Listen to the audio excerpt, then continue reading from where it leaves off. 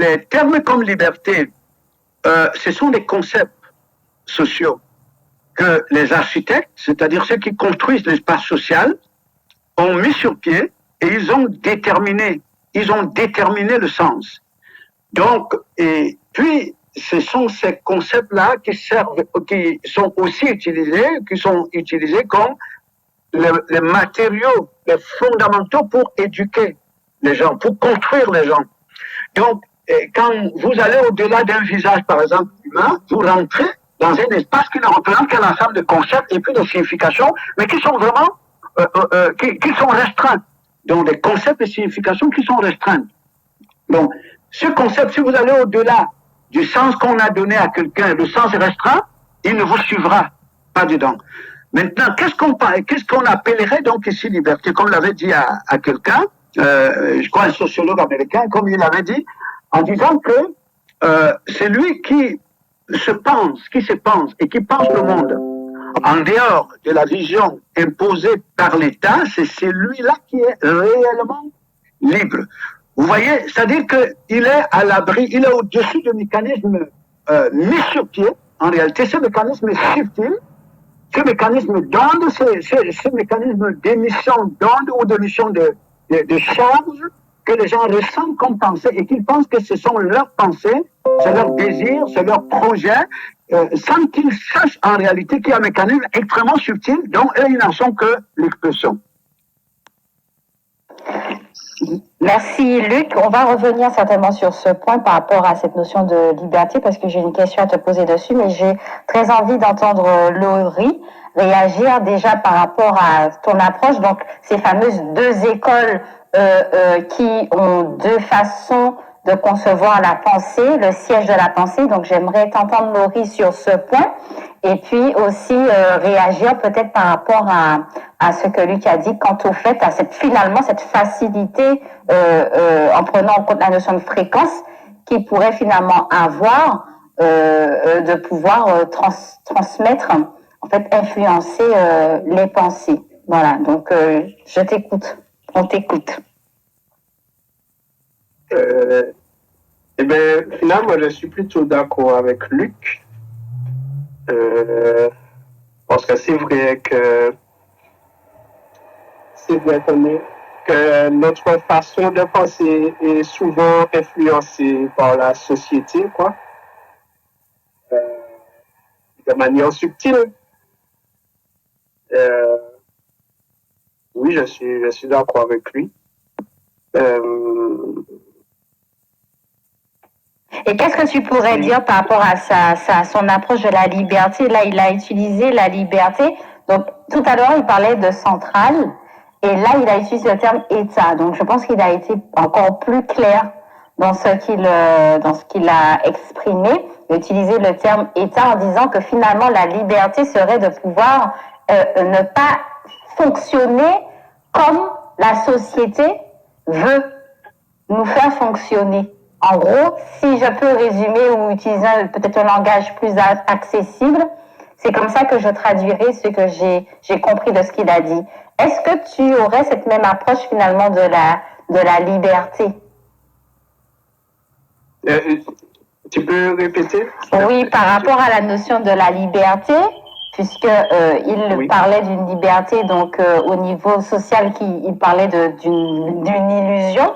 Et si j'ai bien compris ce que lui il appelle la liberté, il disait que ce serait cette capacité de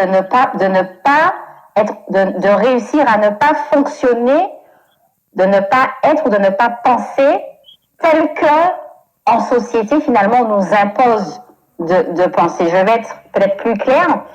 Il est de plus en plus, on observe de plus en plus qu'à travers notamment les médias, à travers différents moyens de communication, on nous a dit qu'on nous informait. Maintenant, quand on observe, on voit plutôt qu'on n'est pas dans l'information, mais on est dans la création d'une opinion. On est dans la création d'une opinion. On a pu observer comment, lorsqu'il y a certaines directives, il y a des enjeux qui sont pris, il y a des lois qui sont mises. Pourtant, on parle de liberté d'expression, Mais il y a de plus en plus une censure qui est faite face à tout ce qui ne penserait pas ou ne s'alignerait pas avec l'opinion qui est acceptée, voilà, l'opinion publique. Voilà, donc c'est dans ce sens que je pense que Luc nous fait comprendre que la vraie liberté, ce serait de pouvoir être, comment dirais-je, ne pas être exposé à ça, réussir à faire que notre façon de penser, ce que nous sommes, notre opinion ne soit pas sous le fait du diktat, en fait, au niveau social qui est de plus en plus perceptible. Donc, c'est sur ce point-là que j'aimerais t'entendre. De toute façon, pour pouvoir avoir une opinion sur un sujet, il faut qu'il y ait quelqu'un qui explique la situation, quoi. Et en fonction de la personne qui explique la situation de tel sujet, eh ben, tu auras ta propre opinion de la chose. Mais ce n'est pas obligé que la personne vers qui tu es allé chercher l'information, la personne vers qui tu es allé chercher l'information, peut-être que lui, il a son opinion et n'est pas objectif, quoi. Et donc tu es allé chercher l'information chez une personne qui n'est pas vraiment objective. Je pense pas que parmi ceux qui transmettent les informations, même dans les réseaux sociaux et tout ça, les personnes qui donnent les infos, je pense qu'ils sont plutôt subjectifs, plus ou moins subjectifs. Donc, on aura toujours une opinion un peu biaisée, je pense. Voilà. Très intéressant, tu utilises ce terme subjectif et dans ta prise de parole, ce qui me vient, c'est ce point important que je trouve très important, le lien entre liberté et finalement connaissance. Parce que tu as effectivement mis en lumière ce point très important pour avoir une opinion, encore faut-il connaître. C'est ce que j'ai compris de ce que tu as dit. Il faut connaître le sujet. C'est-à-dire, on va me parler de là, on va me parler de la Lune, on va me parler, je sais pas, on va me demander mon opinion sur quelque thème que ce soit. Si ce que je représente comme degré de connaissance, de savoir, de compréhension, cet élément dont on me parle, ben je n'y existe pas ou ça n'existe pas en moi, je ne pourrai pas avoir une opinion. Voilà.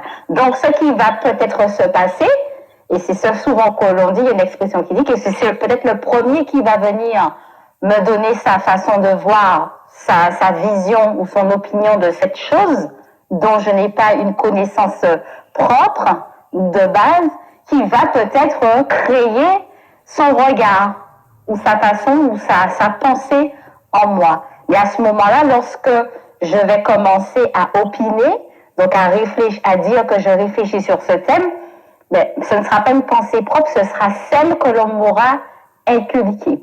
Donc, en fait, c'est ce qui me vient par rapport à ce que tu dis, que je trouve très intéressant, ce lien entre liberté, cette fameuse capacité à remettre en question peut-être une information, vraiment cette liberté de penser avec comme on parle souvent d'esprit, entre guillemets, critique, donc un esprit plutôt pragmatique, on va dire, lié avec la notion de connaissance.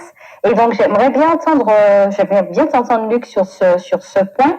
Est-ce que pour toi, il y a un lien entre liberté et connaissance? Et finalement, par rapport à ce que Laurie dit, la connaissance, elle a un départ. Puisque si on prend un enfant, qu'est-ce qu'il peut faire? Qu'est-ce qui peut être construit? Comment faire pour qu'à un moment donné, il puisse peut-être expérimenter la liberté de penser et ne soit pas tout simplement un cerveau qui sera ensuite conditionné ou orienté au gré de la simple opinion publique. Voici ce qui me vient comme question. Oui, en fait, effectivement, il y a, je dirais même que c'est plus qu'un lien. Quand on souligne qu'il y a un lien entre liberté et connaissance. C'est même plus qu'un lien en réalité. La liberté, c'est la connaissance, ou la connaissance, c'est la liberté. Vous voyez, donc, et puis, dans ce qu'on peut nommer connaissance, mais rien à voir avec les critères de définition de ce même terme connaissance par la société. Hein. Rien à voir.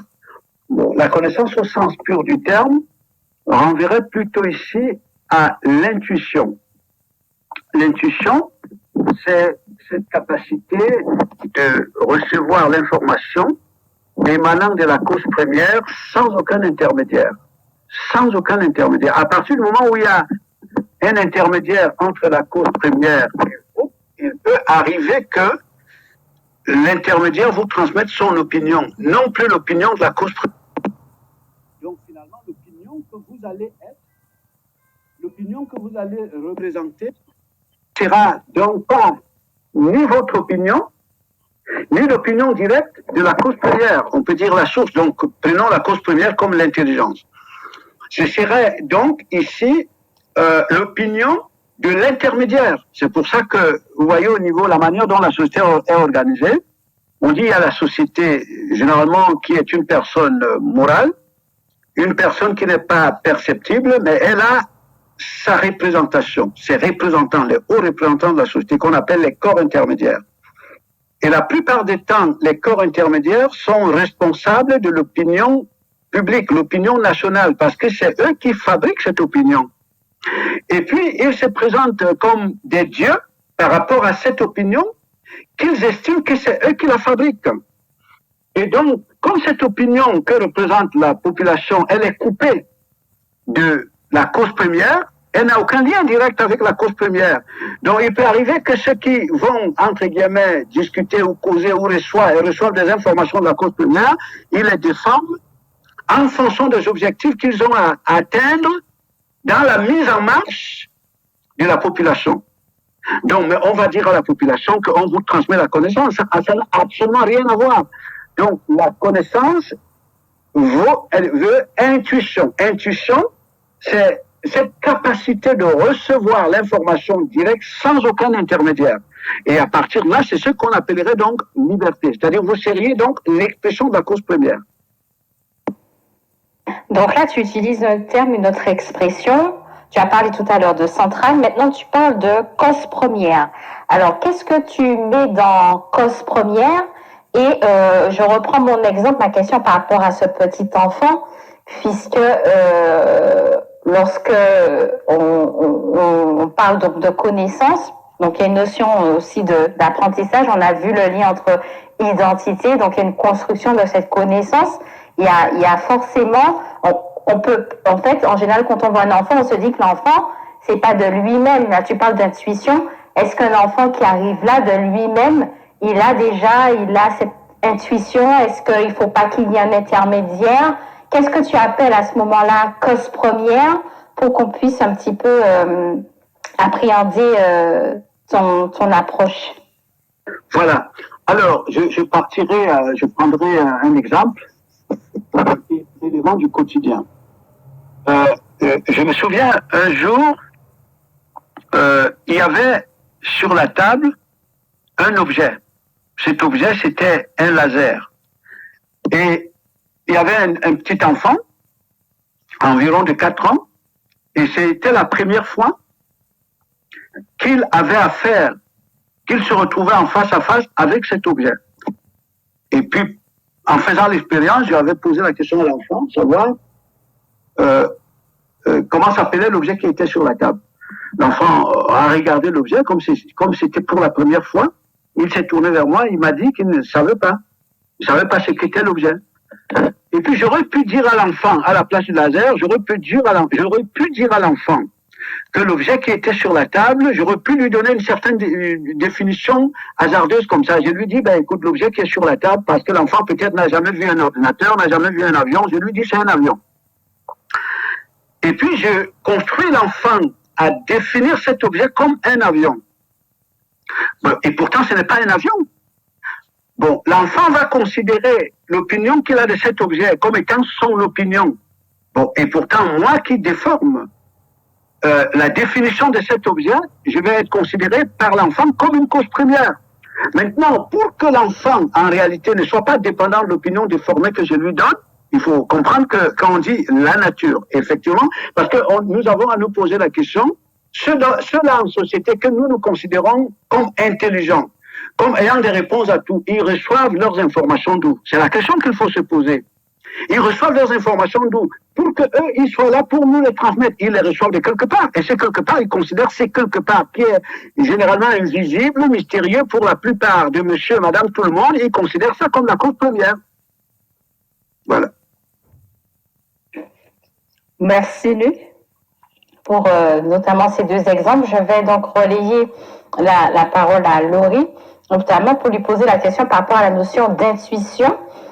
Est-ce que pour lui, il croit entre guillemets à cette notion d'intuition, et est-ce que être libre, ce n'est pas, est-ce que pour lui aussi être libre, la liberté réelle, ce serait de fonctionner au quotidien par intuition, et est-ce que pour lui, il pense que c'est possible?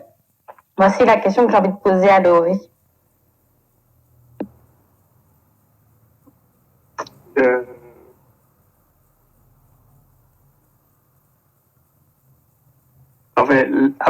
Pour l'intuition, comment expliquer ça?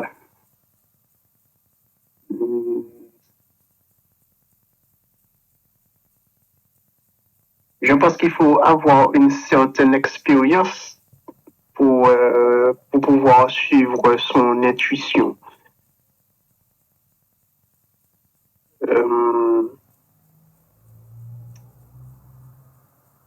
Voilà quoi. Mais par rapport à l'exemple que Luc avait donné, si, par exemple, comme tu as dit, il voit le laser et qu'il ne connaît pas, il ne sait pas ce que c'est que cet objet, et que tu lui dis que c'est un avion, à partir de ce moment-là, il va penser que c'est un avion. Et donc, comment il faudrait qu'est-ce qu'il faudrait qu'il fasse pour qu'il corrige sa manière de penser? Est-ce qu'il faut qu'il aille demander à une autre personne, ou comment il faudrait qu'il corrige sa manière de penser, quoi? C'est une très bonne question, Laurie. C'est vraiment une question très, très, très intéressante. Et j'ai beaucoup apprécié quand tu dis que pour toi, pour fonctionner par l'intuition, il faut pouvoir s'appuyer sur un bagage finalement expérimental conséquent. Donc, on revient avec cette notion aussi de connaissance. Et je vais aussi m'appuyer sur la question que tu poses à Luc pour revenir sur mon petit enfant. Sur mon petit enfant, comment effectivement pourrait-il à un moment donné pouvoir expérimenter la liberté de penser, donc fonctionner par l'intuition et non par un conditionnement au niveau de l'opinion? Voici les deux questions que nous te posons.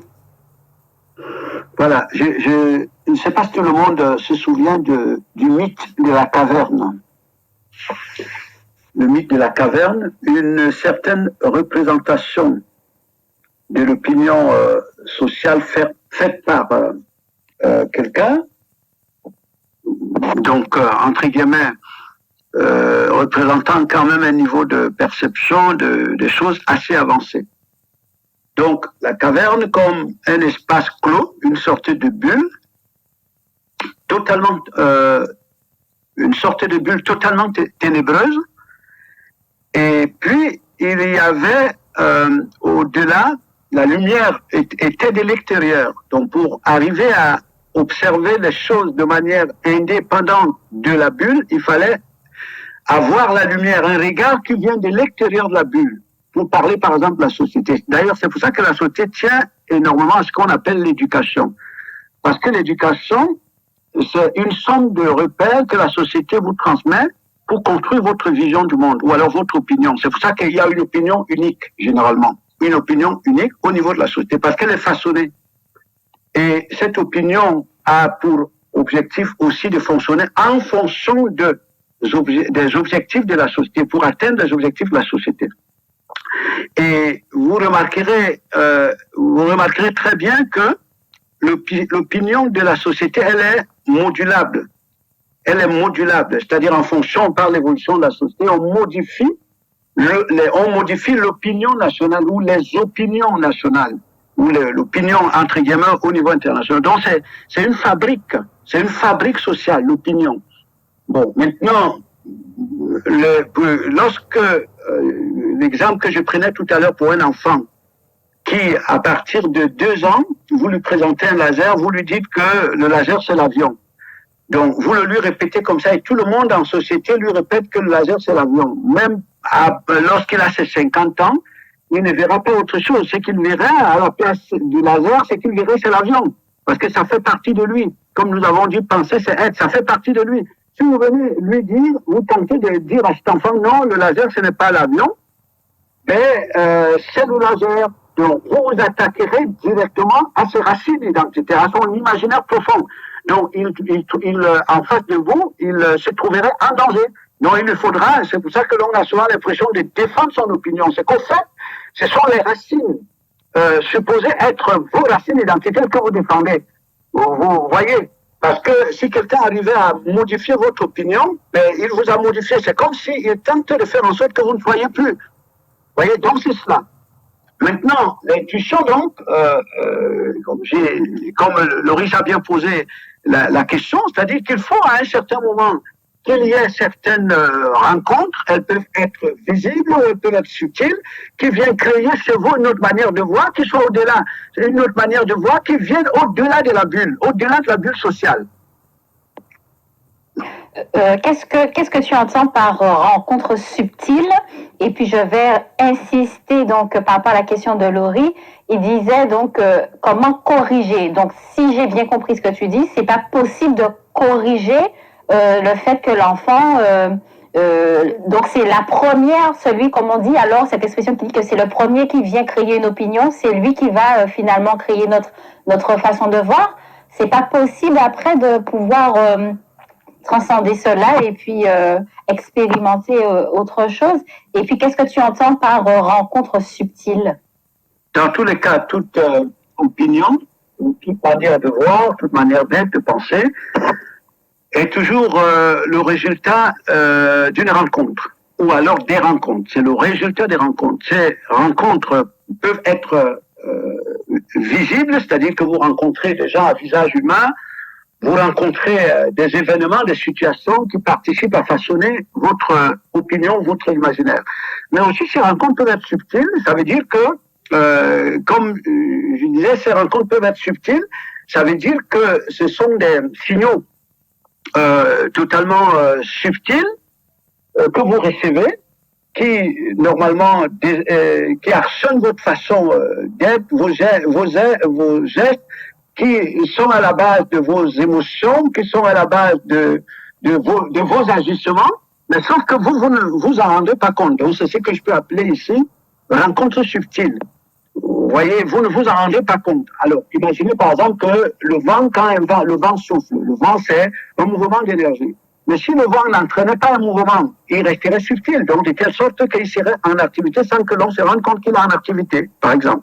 Et d'où viennent alors pour toi ces ondes subtiles qui détermineraient finalement les pensées et les comportements? D'où viendraient ces ondes subtiles? Souvenons-nous que nous avons décrit lors de ma première intervention, j'ai décrit un tout petit peu la provenance de ces ondes subtiles sur le plan social, parce que là, nous rentrons vraiment dans une dimension hiérarchique du fonctionnement un peu de l'environnement, dans une dimension hiérarchique du fonctionnement de l'environnement. Vous voyez, donc, je prends un exemple peut-être simple pour terminer là-dessus. Chacun parmi nous ici a fait les physiques, n'est-ce pas? Donc, dans les physiques, on vous dit, il y a le E en majuscule, qui veut dire, on peut dire énergie, par exemple, et puis ce E-là, va être représenté par le MC au carré. Donc, vous avez le MC au carré, qui est le mouvement visible du E, l'une des formes visibles du E, donc le mouvement de l'énergie. Quand vous voyez le MC au carré en mouvement, c'est pas lui. C'est-à-dire que les signaux viennent généralement du E. Le E, c'est la centrale. Donc, cette centrale va vous influencer au travers du MC au carré. D'accord, merci beaucoup. Laurie, tu as quelque chose, tu as une réaction par rapport à l'intervention de Luc? Parce que moi, j'ai une question sinon. Oui, je pense que on peut changer, même si à l'origine, une personne nous a inculqué une manière de penser, je pense qu'on peut penser d'une autre manière en grandissant, soit en fonction des rencontres qu'on fait dans notre vie et en fonction des livres qu'on lit, par exemple, ou ce qu'on voit à la télé ou sur Internet. Et ça peut nous permettre de changer notre opinion, notre manière de penser sur les choses, sur la vie, quoi. Et voilà.